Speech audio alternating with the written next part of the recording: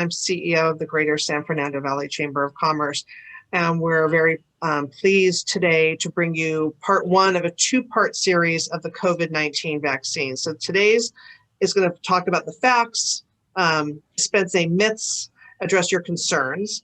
And our next one we're doing, if you are a business and you have employees, we're going to talk about the legal aspects of the COVID-19 in the workplace. And Dr. Kose may touch on that too, but we're going to bring in our labor law attorney, Christina Karasis. Many of you attended our last workshop that she presented on, which was the 2021 new labor laws. And that was one of the biggest questions when she got to that slide. So we're going to make that a follow-up to this. So we encourage you to join us for that workshop too, which is I think February 12th at, from 10 to 11:30. So right now, as I mentioned earlier, please mute yourselves if you haven't already. If you have any questions, you can put them into the chat and we will take them at the end.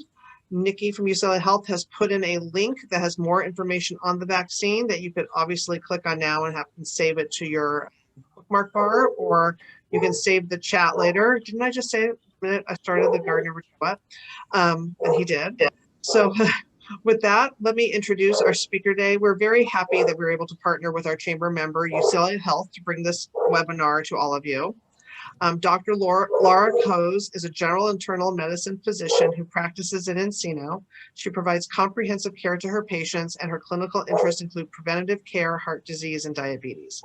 She's raised in the San Fernando Valley, and she received her medical degree from Drexel University College of Medicine in Philadelphia. She then completed her internal medicine internship and residency at Huntington Hospital in Pasadena. Prior to that, she earned her Bachelor of Science in Biochemistry and a Master of Science degree from the University of California, San Diego. And with that, I'm going to turn it over to Dr. Kose to start our webinar. Thanks for being here, everyone. Thank you so much for the introduction, Nancy, and hello, everyone. It's such an honor to be here to be able to talk to you about this very important topic. So I hope it's informative and hopefully it'll, answer some questions that you've all been pondering about given all the recent news. So with that, we'll go ahead and jump right in. So we'll do this in a question answer format. So hopefully it'll shed some light on some of the questions that are on your mind currently, starting with an introduction to what the best response is during a pandemic. As we all know, with the guidance of the CDC and the California Department of Public Health, we've been told to wear masks, social distance, to try to prevent exposing others from the virus and also to protect ourselves. So that's what we've been doing up until this point. And essentially the next step in strategizing to manage this pandemic is working to vaccinate the population. It is the next step, and that will hopefully get us through all of this. So next step was to get a vaccine if one is available. And sure enough, we have two that are currently out and available. And the purpose of a vaccine is to help our body prepare to fight a virus if we're exposed. And we've done this with plenty of other viruses in the past. And now that we have these new vaccines available to us, we can try to prepare our body to fight the coronavirus. And so essentially what vaccines work to do is they not only protect us, but they also protect those around us, especially those who cannot be vaccinated for whatever reason, whether it's certain health circumstances that may prevent them from getting the vaccine. So the strategy is to vaccinate as many people as possible so that ultimately this pandemic can come to an end. So how does the body fight an infection? Really, it's the job of the immune system to protect the body against infections and illness. And so the way it does that is it recognizes any sort of foreign substance, whether it's germ, bacteria, or virus. And upon that response, it creates what are called antibodies. They're proteins that work to fight infection. And they help a person recover and prevent someone from getting ill in the future, and stimulates the immune system to make antibodies to ultimately give the body the defenses it needs to prevent severe illness and give us the immunity to viruses without actually getting the illness itself. And they essentially train the immune system to recognize and fight the viruses or bacteria. So how were the COVID-19 vaccines shown to be safe? So the FDA, the Food and Drug Administration, is the guiding authority here that sets rules for phases of clinical trials to ensure the safety of volunteers, those participating in the clinical trials. So researchers will test vaccines with adults first, and they go through 3 phases. And in each phase, the FDA essentially will monitor for safety before moving forward to the next phase. So the way, and this essentially works for, all vaccines, all medications, and it goes through the exact same process. And same thing applied to the COVID-19 vaccines, starting with phase 1, where it involved 20 to 30 or 300 healthy volunteers. And they asked the questions, is this vaccine safe? Does this vaccine seem to work? Are there any serious side effects? How is the size of the dose related to side effects? And then if then all goes well, moving on to phase 2, then they enroll more volunteers, somewhere along the line of several hundreds. And they ask, in this circumstance, what are the most common short-term side effects? How are the volunteers' immune systems responding to the vaccine? If all goes well and the vaccine is still proven to be safe in this phase, then they expand the enrollment of participants to hundreds of thousands of volunteers. And then they will ask the questions, how do people who get the vaccine and people who do not get the vaccine compare? Is the vaccine safe, effective? What are the most common side effects? And so ultimately, once phase 3 is complete, at that point, the FDA can properly license the vaccine as long as it's safe and effective and the benefits outweigh the risk. So COVID-19 vaccines have pretty much gone through the entire process, the ones that are currently authorized and available to us. And nothing has really changed in terms of the process other than the speed in which it's done, which I'll go into. Now, was the vaccine made too quickly? It's a very commonly asked question, and the quick answer is no, actually. Scientists all around the world work together to develop safe and effective vaccines to stop the COVID-19 pandemic as quickly as possible. And each vaccine was developed and tested following the same rules as other medications and vaccines that have been approved for use, such as antibiotics and the flu shot. So nothing really changed other than the fact that there was, this is such a large scale project and it just was done so efficiently given the need for this vaccine. And the very commonly asked question is the US government involved? So there was Operation Warp Speed, which was a partnership with the Department of Health and Human Services, as well as the Department of Defense. And essentially what the US government did was provided the funds needed to assist in the production of the vaccine and as well as its distribution. The vaccine was created by expert scientists, not and had no government involvement in the actual production or manufacturing. Moving on to some general questions about the vaccine itself. So first of all, what COVID-19 vaccines are authorized for use? Many of you are well aware now that there are 2 COVID-19 vaccines that are authorized for emergency use by the FDA.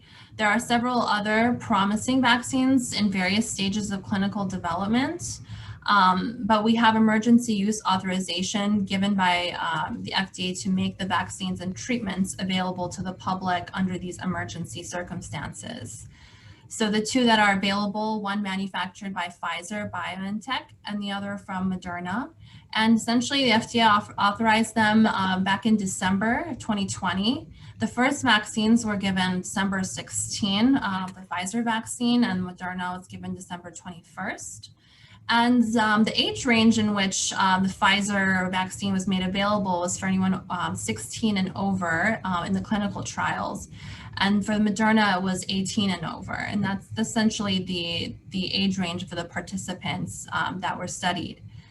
And the dosing, based on the research, the clinical data that was provided was that for ideal, the vaccination series would be 2 shots for the Pfizer 21 days apart.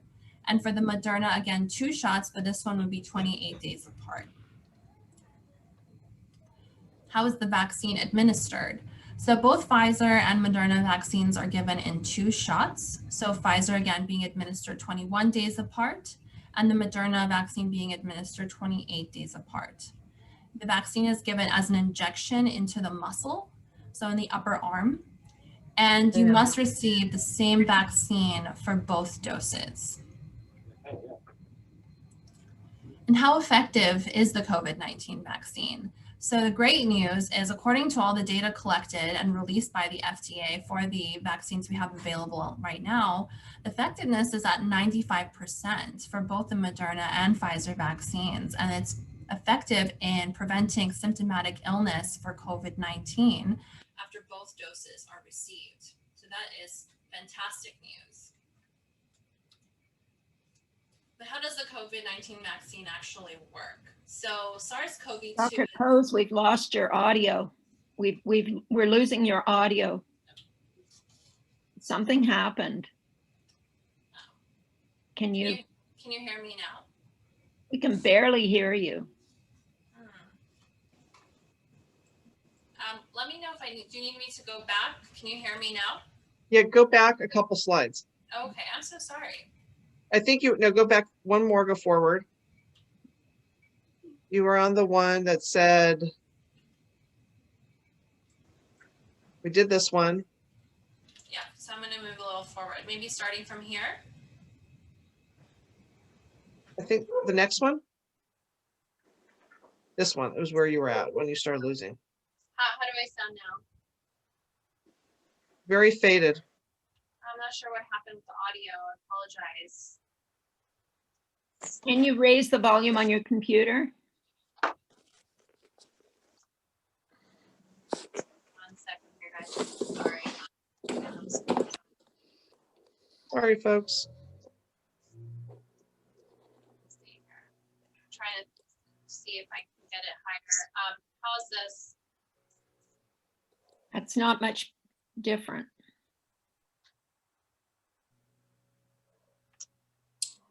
If she has on a Bluetooth, it may be the Bluetooth audio. I do not. Yeah. No, it's. Yeah. It's, Dr. Kose, why don't you go out and re-enter, because that normally will solve it. okay. Yeah, we'll do. Oh, and also you sounded better though too. How's this? That's fine.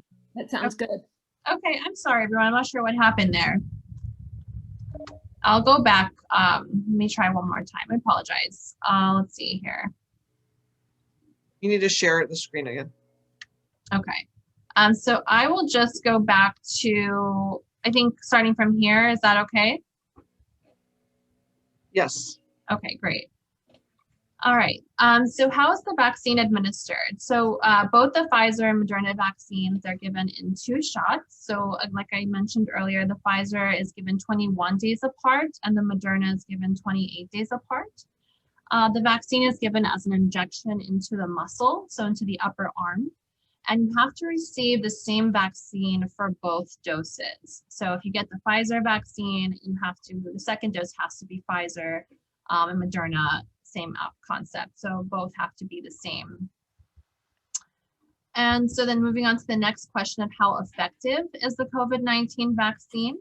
According to the data that was collected and released by the FDA, the effectiveness is 95% for both vaccines available. So that's 95% effective at preventing symptomatic illness for COVID-19 after you've received both doses. So how does the COVID-19 vaccine work? So SARS-CoV-2 is the virus that causes the COVID-19 illness. So Pfizer and Moderna vaccines will include a piece of what's known as the messenger RNA or mRNA, and that contains the genetic instructions that tells your body to produce the spike protein, which is found on the virus. And your immune system basically will recognize this protein as a threat and produce the antibodies to block the virus from actually entering your cells. So if the virus cannot enter your cells, it cannot reproduce and make you sick. So should I be worried about an mRNA vaccine? No. So mRNA vaccine technology used in the Pfizer and Moderna vaccines is new, but it's not untested or unknown. Even though this is the first time that we're actually distributing an mRNA vaccine, the structure and technology has been studied for years.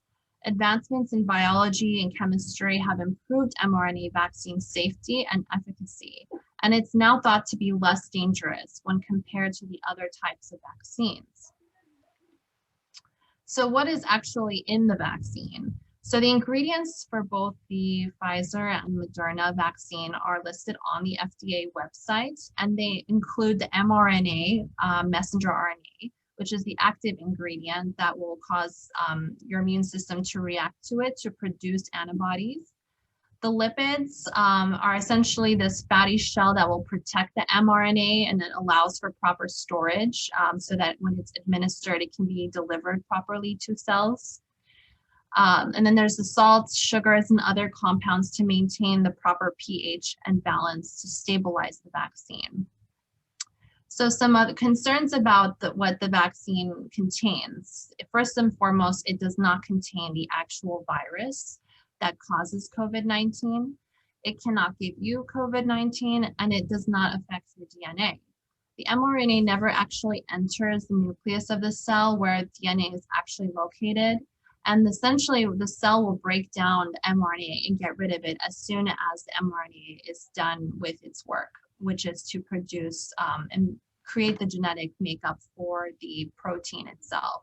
So once it's done and the body's taken it up, it goes away and it doesn't actually stay or incorporate into DNA. It also does not contain eggs or preservatives, which is a valid concern for people who have a severe egg allergy. It typically comes up for anyone who gets the flu shot. So how is the COVID vaccine safe, or is it safe, really? Now, the FDA has confidently said the Pfizer and Moderna vaccines are safe and has authorized them for emergency use. So people who have received the vaccine will be monitored to check for safety, and participants in the original clinical trials will be followed for 2 years. So essentially, once the vaccine is administered, everyone is monitored and checked for any kind of allergic reaction during that instance. And then a lot of the participants, or essentially every participant in the clinical trials, are monitored and are continuing to be monitored as time goes by for any sort of safety concerns or reactions. What are the potential side effects to receiving the vaccine? So in ongoing clinical trials, the most common side effects included are pain at the injection site, fatigue, headache, muscle pain, chills, joint pain, and mild fever. So mild symptoms are common, especially when your body is producing antibodies. This is not a sign of infection, but rather a sign that the immune system is working. So side effects are generally mild. They do go away after a day or two. They were known to be more pronounced after the second dose. So for people who didn't really get a reaction from the first dose, did notice some kind of side effect from the second dose. And as with any vaccine, there is a low chance of allergic reaction. If a patient has a history of severe allergic reactions to other vaccines, they should talk to their doctor prior to getting the vaccine to ensure that it is appropriate for them. So how long will I have immunity after vaccination? We don't actually know that yet. Clinical studies so far follow patients for only a few months after vaccination. So patient in the studies will eventually be followed for 2 years. And after that, we will actually have more data in terms of how long the immunity will actually last. So more to come. Can I catch and transmit COVID-19 after I'm vaccinated? We don't know. So Pfizer and Moderna, based on their clinical trials, they tested the vaccine's ability to prevent symptomatic COVID-19 disease in those who are vaccinated. The trials did not test if vaccinated individuals could still become infected with COVID-19 or transmit illness. So based on experience with other vaccines and early data, it's likely that if people who get the vaccine become sick with COVID-19, they would have few or no symptoms, and they wouldn't pass the virus on to others. But research is still ongoing to determine the extent of this and really get a sense of, what is the likelihood of not only getting the COVID-19, but also how possible is it to transmit even after vaccination. So we have yet to learn that. So moving on to questions about who should get the vaccine. Should you get the vaccine? So for most people, the answer is yes. You should not get it though if you've had a history of severe allergic reactions to any ingredients in the vaccine or from a previous dose of the vaccine. So you really do need to speak to your doctor about, some of the questions that may apply to you if you've had a history of severe allergies, if you have a bleeding disorder, if you're on blood thinners, if you're pregnant or plan to become pregnant, if you're breastfeeding, if you're immunocompromised or on a medication that affects your immune system, or if you have a fever. Should I still be vaccinated if I already had COVID-19? Answer is yes, you should still get the vaccine, even if you've recovered from COVID. There's currently not enough information available to say just how long after infection someone is protected from getting COVID again. And so importantly, you still do need to get vaccinated to give yourself that more prolonged immunity. You cannot receive the vaccine, however, if you have active COVID infection. So you would have to wait after you're recovered. Is it better to get vaccinated or contract the virus naturally? So essentially, when you get the vaccine, you have antibodies that are built. And by the second injection, your protection is strengthened. So it is better to get vaccinated, and the vaccine itself won't make you sick and you won't actually get COVID virus. And so let's say if you were exposed, you would not be, you could potentially still get the COVID-19, and it can, you wouldn't get as ill or have severe illness. So if you think about it, COVID-19 itself on its own for someone who is not vaccinated, there's that potential of COVID making you very sick and sometimes can be fatal, as we've seen. So getting the virus naturally can cause direct damage to your cells and inflammation, which can harm your entire body. And we're still learning about sort of the long-term effects of the actual COVID-19 itself for those who have had the illness. With the Pfizer and Moderna vaccines, you just get the one piece of mRNA. It doesn't copy itself, it doesn't spread, and you're building the antibody. So essentially, it's going to protect you from infecting your cells. So why get the vaccine if most don't die from COVID-19? Unfortunately, as of January 2021, COVID-19 has killed more than 400,000 people in the United States. This is significantly more deaths than other viruses that we've routinely vaccinated against, including influenza. So according to CDC, influenza typically causes 24,000 to 62,000 deaths in the US per year. So with the addition of the high death toll, COVID-19 can also cause the long-term complications. So having this vaccine will save lives and decrease the likelihood of these long-term COVID-related problems, which can involve the brain, the heart, and the lungs. So when are vaccines expected to be offered to children? We don't actually know that yet. The Pfizer vaccine is authorized for people 16 and older, and Moderna vaccine is authorized for people 18 and older. So before a vaccine can actually be offered to children under that age group, clinical trials need to be done in different age groups to actually test the safety and effectiveness of those groups. So Pfizer and Moderna did announce that they were going to run clinical trials for children 12 and older in 2021, but there have not been any clinical trials announced for children under 12. So more to come. The next section will be talking about distribution of the vaccine. So who will receive the COVID-19 vaccination first? So the state of California requires that the vaccine be made available first to those facing the greatest risk. This includes healthcare workers and nursing facility residents. UCLA Health is following LA County Public Health's direction and guidance to ensure an equitable and orderly vaccination scheduling process. So what is the vaccine distribution plan for UCLA Health? So this is all in accordance with LA County and the CDC. who've recommended that a tiered approach be done to determine the order in which the vaccine will be distributed. So the initial vaccine supply will be prioritized in the following way, starting with the healthcare workers and long-term care facility residents. And now we've moved on to people age 65 and older. And then it'll move on to workers in essential and critical industries, people age 50 to 64, and people age 16 to 49 with underlying health conditions. And then eventually to the general public, so those not listed in the groups listed above. Can I choose which vaccine I will receive? No. So while UCLA Health will receive several vaccines produced from different manufacturers, we do not foresee that patients will be able to choose a vaccine at this time.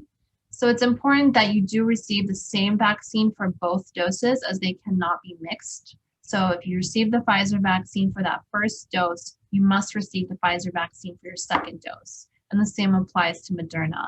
And the reason being is that the clinical trials did not test using both vaccines in a series. So that's why we encourage using the same vaccine for both doses.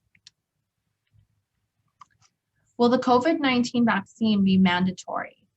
No. So just like getting the flu shot, it's not mandatory to get the COVID-19 vaccine. And so it's highly encouraged as a way to protect yourself and those around you. So it's just something that we will continue to encourage, as we do for other vaccines as well. What can we expect for life after vaccination? I'm sure this is on everyone's mind. Will I need to wear a mask after vaccination? The answer is yes. So while data suggests that the Pfizer and Moderna vaccines are very effective, no vaccine is 100% effective.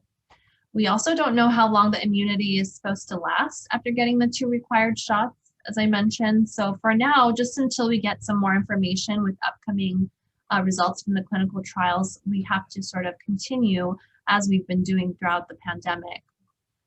So we need to wear a mask that covers our nose and mouth. We have to avoid indoor crowds, keep at least 6 feet apart from others that are outside of our household, and wash our hands thoroughly and often. And then our hope is that eventually, as more people get vaccinated, we can eventually somewhat get back to some normalcy in our lives. But for now, we do want to encourage protecting yourself and others around you by following these measures.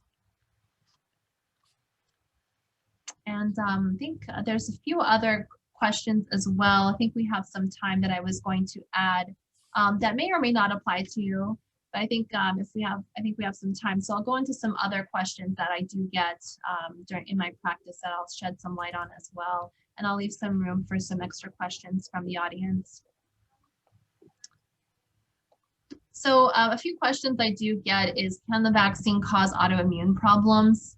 There's really no evidence that there is any effect of the vaccine itself to, for those people who may have autoimmune conditions, or there's no concern that it would cause a flare-up of any autoimmune issues.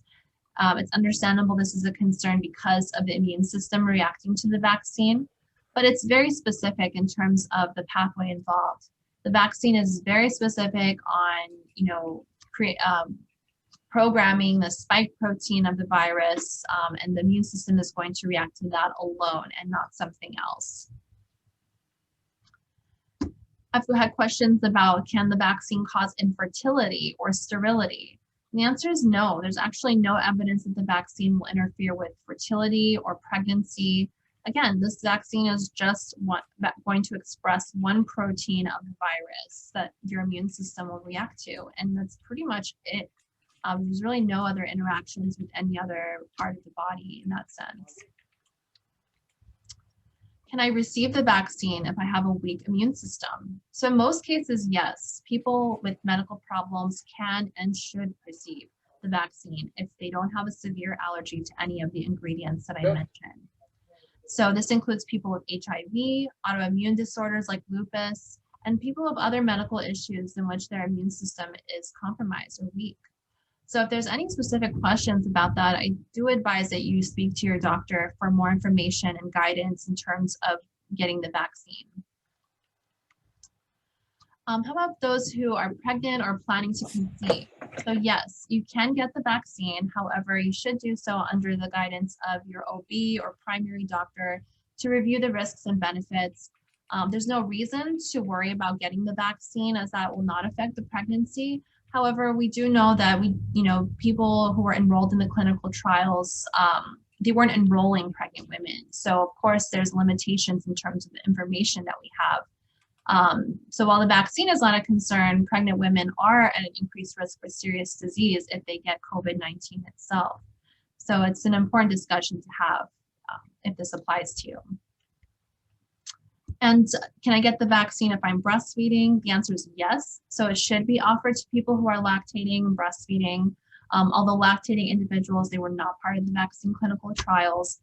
Based on experience with other vaccines, the benefits do outweigh any safety concerns.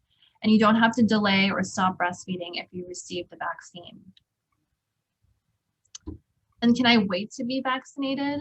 So really, you should get the vaccine when it's offered to you, especially given that people who are at greatest risk are being offered the vaccine first. So if you are concerned about any potential long-term side effects, just note that previous vaccine studies have shown that any vaccine-related side effects would typically occur within the 6 to 8 weeks after a vaccine shot. And the people who have been enrolled in the studies, it's been months since then already. They were enrolled back in summer of 2020, and they've been followed along. And so far, there have been no serious side effects. And so knowing that, it's important to remember that getting the vaccine will keep you and the people around you safe. And this is just some resources and additional information that I'll leave for anyone interested. If you go to the uclahealth.org/vaccine website or any of the other ones listed here, there's a lot of information, some of which I went over today. But hopefully you can refer back to this and find some more information as you make your decision about getting the vaccine. And I think we have some time for questions, so I'll be happy to stay along and answer them. Okay, I have a bunch of questions in the queue, and so let me start. And I'm not going to necessarily go in the order they came in because I just want to cover kind of where you're at to make sure we get everything in. If I've already had COVID, do I still need the vaccine? Yes, so absolutely. As I mentioned earlier, so the COVID-19 infection does not provide long-term immunity, unfortunately.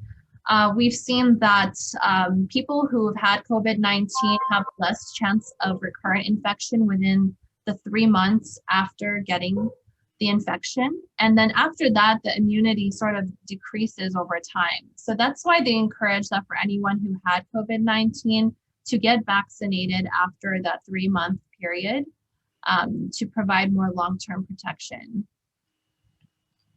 Okay. Do you know what the ingredients are or where can they get it? I know I looked it up the other day when my husband went because he got Pfizer and I was able to get that on the Pfizer's website. Mm-hmm. Where's the best place to get the ingredients? Yeah, so if you actually look up, so there's a few places. If you look up on FDA websites, also CDC websites, there's resources in terms of the specific ingredients. I had mentioned them earlier as well. So for those of you in case you missed it, so it's the mRNA itself, along with the lipid. It's like a lipid shell that protects the mRNA and allows delivery into cells. And then the rest is just the sugar compounds that are essentially meant to keep the mRNA preserved.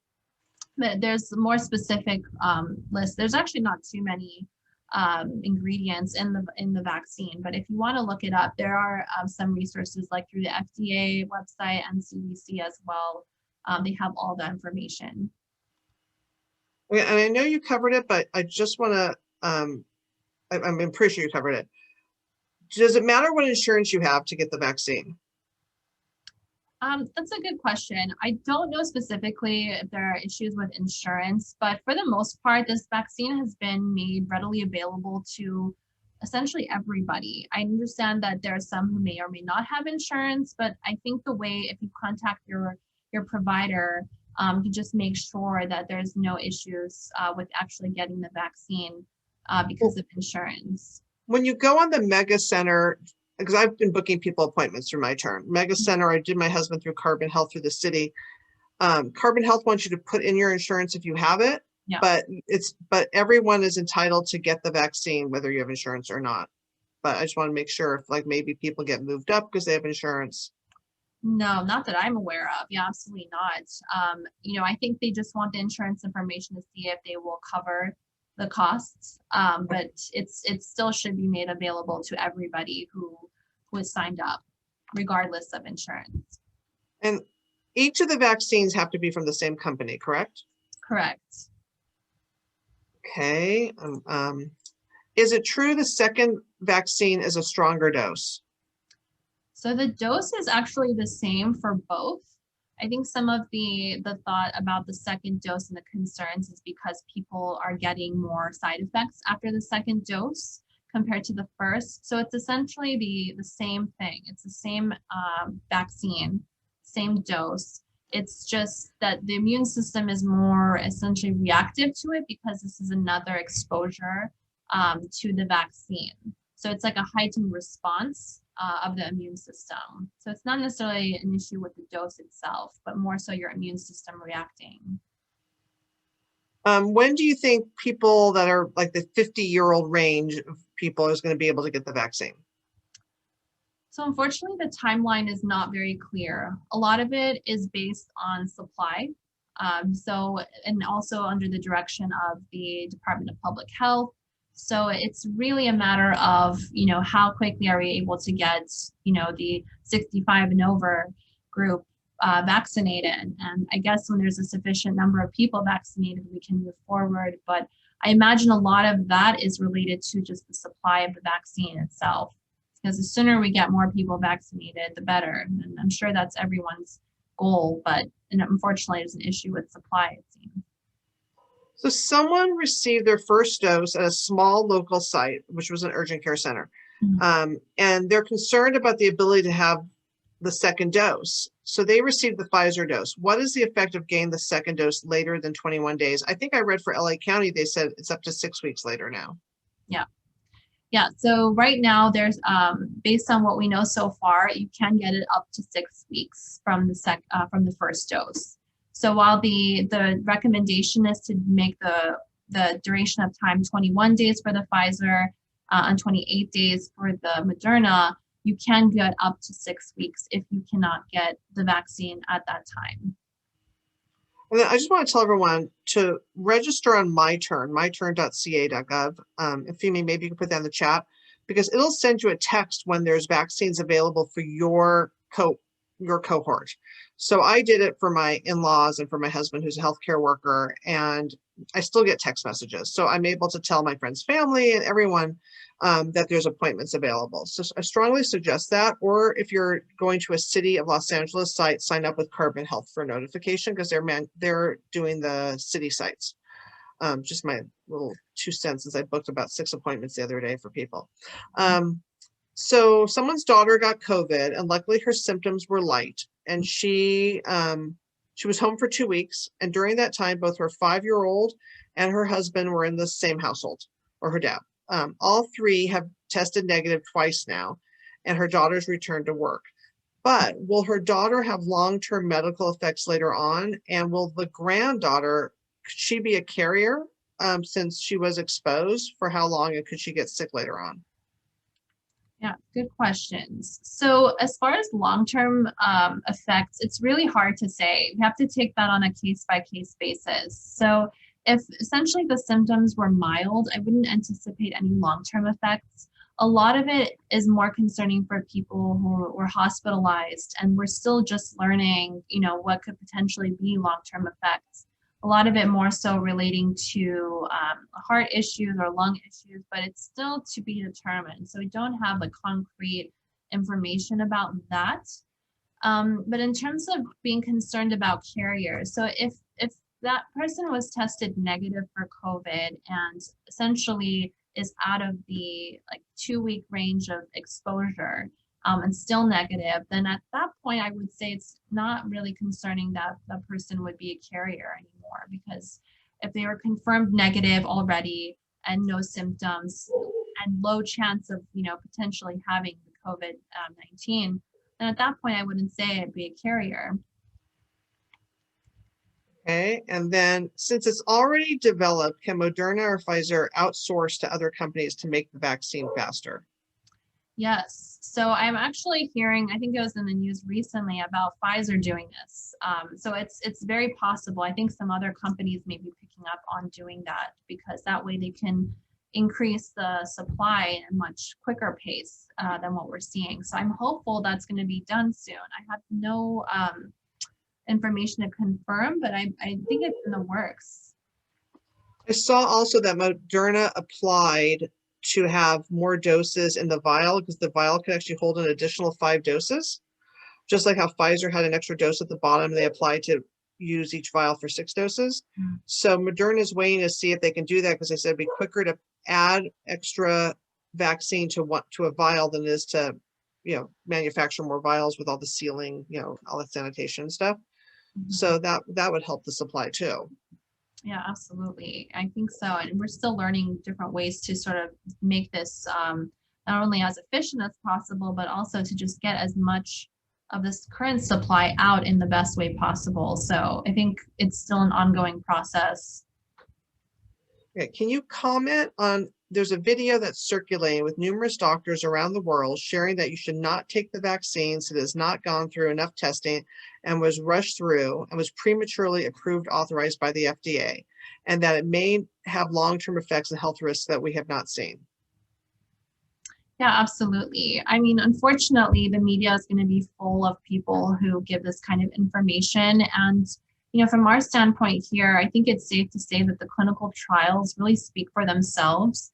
And as I mentioned earlier, they went through the exact same process as any other medication or vaccine. It was done at a quicker pace in the sense that there was more resources, more funding provided. So technology has been there for years as it was. All they had to do was get the right number of people to enroll, and they did. And the data is just outstanding, and there's really no question about it. Of course, the big question up in the air is what happens in the future and what can we expect in terms of the long term. So obviously that's still ongoing, but so far the studies were done back from summer of 2020. So all those subjects are still being followed, and we're learning more and more about it as time goes on over the next 2 years from that time. So I think a lot of people may be tapping into the fears and concerns, which is understandable. This is all very new to all of us. And this is, done at such an unprecedented fast rate. But we have faith in science and the research, and having the data is pretty sufficient, and we're all very happy with the results. So if there's any specific questions about that, you can always, provide more resources, and you can look at the clinical trials and see for yourself, which I do advise people to do, and just make a well-informed decision based on that. And our last question, and I think it's like to close it out before I get any more announcements, is must someone be a member of UCLA Health in order to get vaccinated through UCLA Health, or can others outside of the system get vaccinated through UCLA Health? So right now, UCLA Health is offering vaccines to patients who are established with UCLA. So that means that you have to be, seen with a provider of UCLA Health. So, essentially anybody can, insurance permitting, join UCLA Health and establish care, but they do need to be a patient at this time in order to qualify.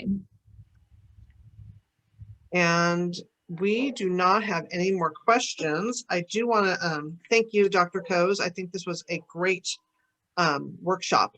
This is part of our Business in Focus series, and we were very happy with the vaccine coming out and so many people getting the vaccines lately and having questions. We're so happy that we were able to put this together very quickly.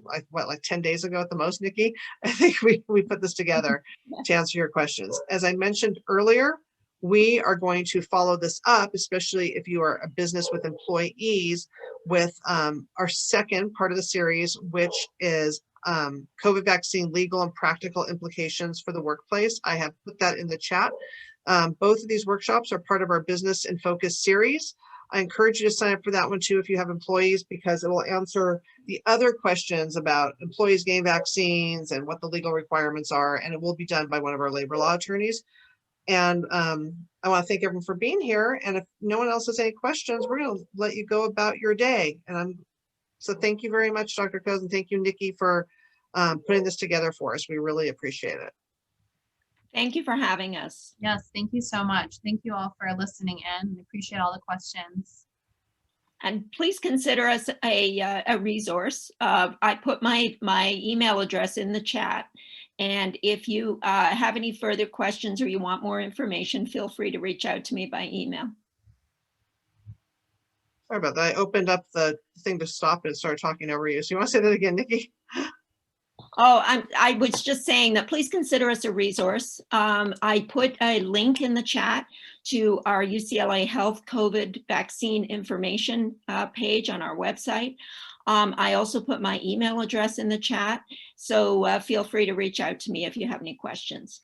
And you know, before I send this off, some people put some questions in the chat after I said we're closing off. So let me just throw those out really quick. As vaccinations roll out and people are getting vaccinated, how will they determine the point that you can stop wearing masks? Oh, that's an excellent question. I would love someone to give me the answer to that. Honestly, I think that right now it's safe to say that a good number of the population should get vaccinated to get to that point, because essentially the idea is as more people get vaccinated, there's what's called herd immunity. So a good number of people, after they get vaccinated, it will become more and more difficult for the virus to be transmitted. So once eventually when we get to that point, and we'll see, I mean, the numbers will speak for themselves, hopefully, but at some point in the future, we'll see a decline in the infection rates. And then we'll know from that point. But until we actually get those numbers, I think we have to continue doing what we're doing and take all these precautions. And Avi, please type your question into the chat. Because if not, we're going to end the workshop and we can put you in touch with Dr. Kose, because we're not taking questions live right now. So are we good? Okay, so if you have any more questions, you could always send them to us and we can forward them to Dr. Kose, or you could call UCLA Health has all these websites with information that I'm sure you can follow up on, and we really appreciate all that UCLA Health is doing to protect our community's health, and hopefully people will be getting their vaccines and our economy can get stronger as we go on. So again, thank you all for being here, and we will hopefully see you at our Thirsty Thursday this week, which is Thursday, with I don't even know what chambers we're doing it with. That is, if you haven't attended a Thirsty Thursday, that is a free event that we do. It's a networking event. It's speed networking, where it's one-on-one in a room with another person, and we just move you around really fast so you get as much networking as possible. We're average about 60 people a week, and hopefully you'll join us. And with that, I'm going to let you all go, and have a great day, everyone. Thank you. Thank you. Thank you.